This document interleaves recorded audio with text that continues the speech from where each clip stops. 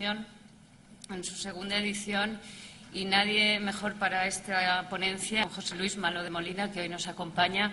Don José Luis Malo de Molina es doctor en Ciencias Económicas y profesor titular de la Universidad Complutense, pero desde el año 1982 se incorporó al Banco de España como titulado del Servicio de Estudios y desde entonces ha ocupado diversos puestos de responsabilidad. Desde julio de 1992 es director general del Banco de Estudios y miembro del Comité Ejecutivo, teniendo a su cargo el área del Servicio de Estudios. Asiste a las reuniones del Consejo de Gobierno del Banco Central Europeo, acompañando al gobernador según lo establece su reglamento. Además, es miembro del Consejo Superior de Estadística y presidente del Comité Científico de FEDEA. Y como me ha pedido que no haga una lectura de todo su currículum, pues simplemente me limitaré a decir que ha publicado numerosos libros, artículos, documentos de trabajo en áreas de mercado de trabajo, política monetaria, sistema financiero, integración europea y economía española. Y como me ha dicho un amigo común, creo que en estos momentos es una de las personas que más sabe en España del tema que vamos a tratar hoy, que es la economía española en la actual crisis financiera. Cuando quieras.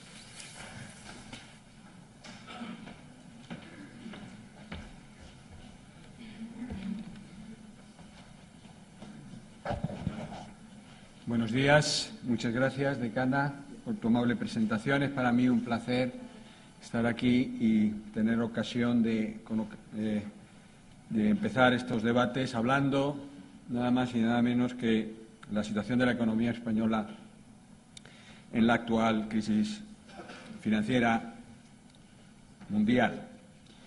Como ustedes saben, la economía española se encuentra inmersa en una recesión severa en medio de una crisis crediticia global.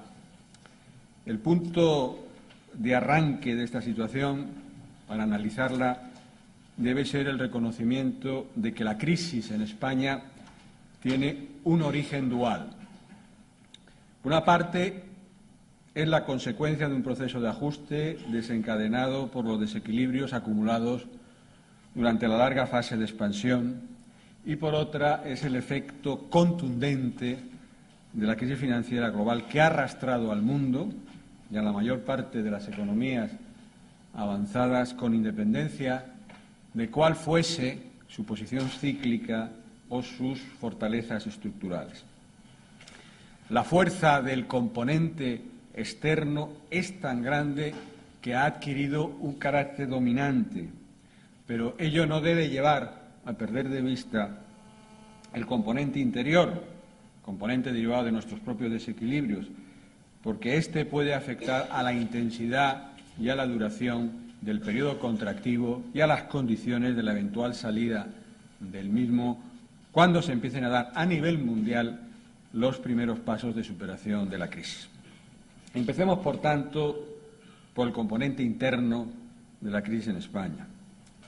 Como ya he dicho, durante la larga etapa de expansión se produjeron importantes desequilibrios que fueron madurando y que abocaban inevitablemente a un proceso de corrección y ajuste.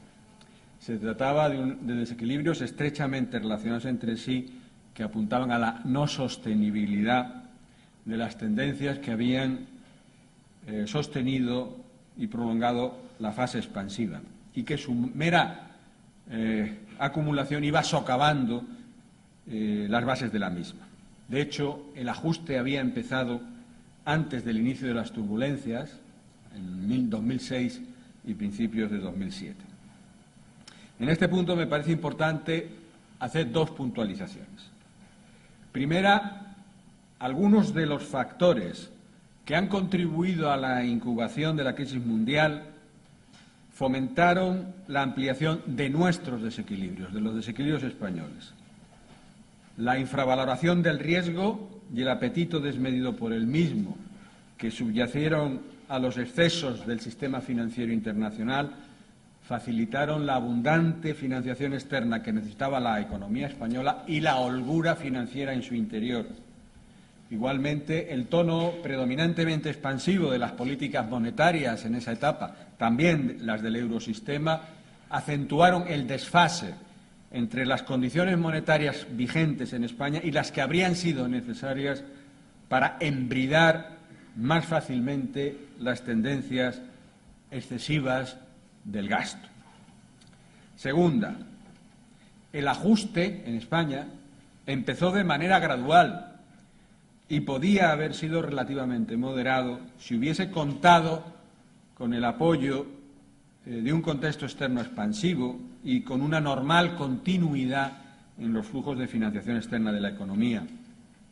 La posibilidad de un aterrizaje relativamente suave contaba a su favor con los avances conseguidos en la estabilidad presupuestaria, con excedentes significativos, como saben, en las cuentas públicas, con superávit, con un dinamismo demográfico que actuaba como soporte de la demanda de viviendas a medio plazo y con la solidez de nuestro sistema financiero.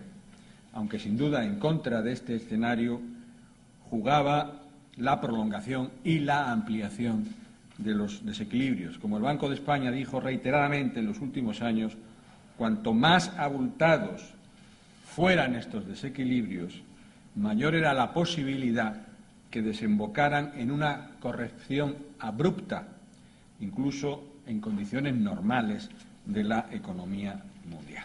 Bien, pues desde esta perspectiva quiero repasar con ustedes lo que a mí me parece que son los rasgos más sobresalientes de la situación de la economía española en la situación de crisis financiera internacional, para terminar luego haciendo alguna referencia a los retos más importantes que nos aguardan. Desde el punto de vista de los rasgos más sobresalientes, el primero del que yo quería hablar es nuestro componente interno. El componente interno de la crisis proviene, y esto es importante tenerlo claro, de un prolongado periodo de expansión excesiva de la demanda, que abocaba, como he dicho antes, hacia un ajuste inevitable.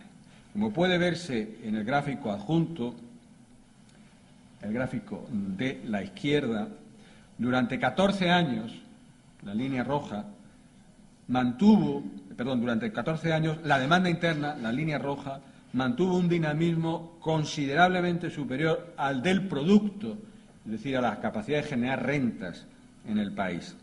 Y también puede verse cómo la expansión del gasto en la parte de la derecha superó ampliamente al crecimiento del gasto en el conjunto de la zona euro. Es decir, durante toda esta etapa de expansión en España se ha gastado por encima, sistemáticamente por encima de lo que podíamos financiar con nuestros propios recursos. Y esa es una situación que en economía no se puede mantener indefinidamente.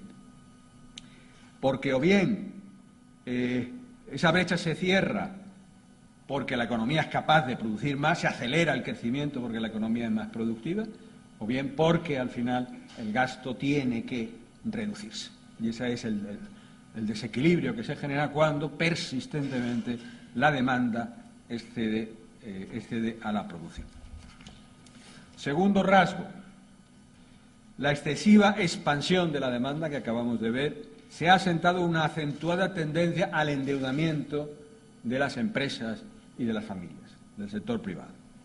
Los bajos tipos de interés prevalecientes, su rápida transmisión a los costes financieros como consecuencia del predominio de los tipos de interés variable y de la abundante disponibilidad de crédito en la situación mundial que he comentado antes, de expansión financiera internacional, permitieron a las empresas y a las familias recurrir masivamente al endeudamiento para financiar sus decisiones de gastos. Como puede verse en este gráfico, el nivel de endeudamiento de las familias en proporción a su renta disponible, el gráfico de la izquierda, o el de las empresas, su deuda en relación a su excedente bruto de explotación, el de la derecha, prácticamente se triplicó, más o menos, en este periodo de tiempo. Un crecimiento sin parangón en nuestra historia, sin parangón en ningún otro país, la velocidad a la que el endeudamiento creció, colocándose